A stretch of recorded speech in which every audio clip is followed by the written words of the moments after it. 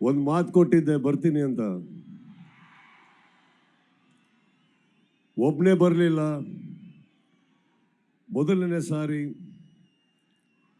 ಇಷ್ಟು ದೊಡ್ಡ ಒಂದು ಪಬ್ಲಿಕ್ ಈವೆಂಟಿಗೆ ನನ್ನ ಕುಟುಂಬದ ಸಮೇತ ಬಂದಿದ್ದೀನಿ.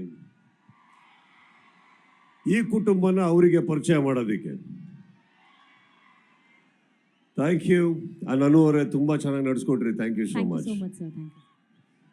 ಬಂದಿರೋ ಎಲ್ಲ ನನ್ನ ಗೆಳೆಯರು, ಚಿತ್ರರಂಗದ ಗೆಳೆಯರು, all of you wonderful people, thank you so much. ಈ ವೇದಿಕೆನ ಅಲಂಕರಿಸೋದಕ್ಕೆ, ನನ್ನ ಬಗ್ಗೆ ತುಂಬ ಚೆನ್ನಾಗಿ ಮಾತಾಡಿದ್ರಿ. Thank you.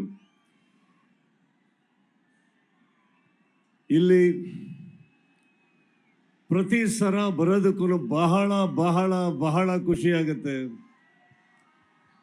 ಹುಚ್ಚ ಯಾರಿಗೆ ಮರೆಯೋಕ್ಕಾಗುತ್ತೆ